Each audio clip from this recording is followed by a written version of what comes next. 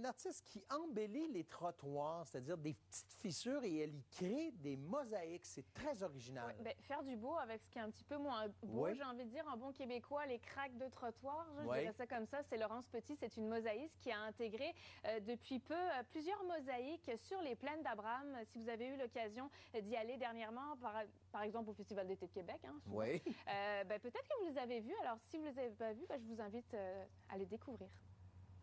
Tu vois ici, j'ai un papillon. Utilisez les trous et les fissures de trottoir pour les transformer en petites mosaïques. C'est le projet qu'a lancé Laurence Petit durant la pandémie.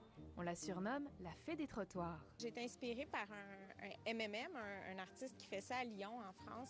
Ça faisait longtemps que je voulais en faire à Montréal parce que c'est pas les craques de trottoir qui manquent à Montréal. 4 ans plus tard, la mosaïste continue de créer ses œuvres d'art. Elle a récemment réalisé 18 petites mosaïques sur les plaines d'Abraham et a profité du riche passé de ces lieux pour insérer des éléments d'histoire. À l'entrée du musée, j'ai fait des petites sections des uniformes des soldats. À la terrasse Gré, j'ai fait une petite tasse de thé puisque c'est Monsieur Gré et donc je sais plus précisément c'est quoi l'histoire, mais je sais qu'il est un descendant du thé Gré. J'ai fait aussi la Dame Blanche au Cap Diamant. Laurence utilise de la porcelaine, mais aussi de la vaisselle pour ajouter de la texture.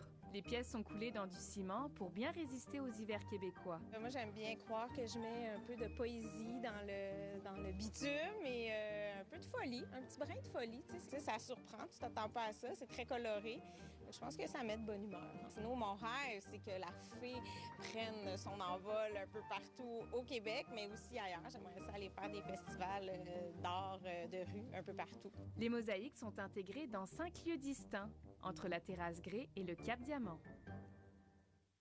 Et la prochaine fois que vous irez sur les plaines, baissez les yeux. Peut-être que vous allez découvrir ces petites surprises artistiques.